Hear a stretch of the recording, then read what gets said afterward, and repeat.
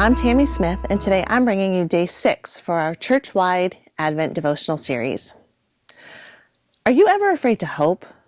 Have you ever wanted something so much that when it looked like it might actually happen, you found reasons to doubt?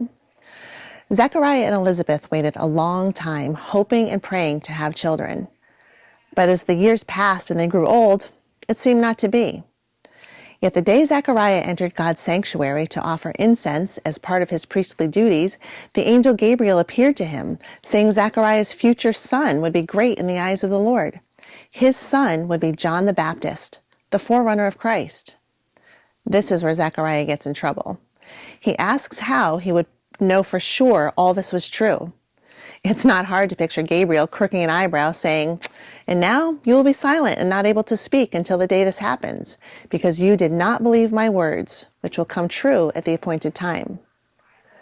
When we're hurt or deeply disappointed, our natural reaction might be to push away hope and keep our expectations low. But God repeatedly shows that he takes care of his own and does immeasurably more than we could ask or imagine. Zechariah was blessed with a son beyond any he could have imagined, surpassed only by Christ himself. When asked what his son's name would be, Zechariah wrote, "His name is John."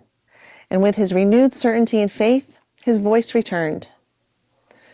Consider what you're hoping for this season and whether you're setting your expectations low. You can respond by identifying the negative thoughts preventing you from trusting God with your hopes and dreams. You can also write down a few Bible verses that counter those negative thoughts and claim God's promises.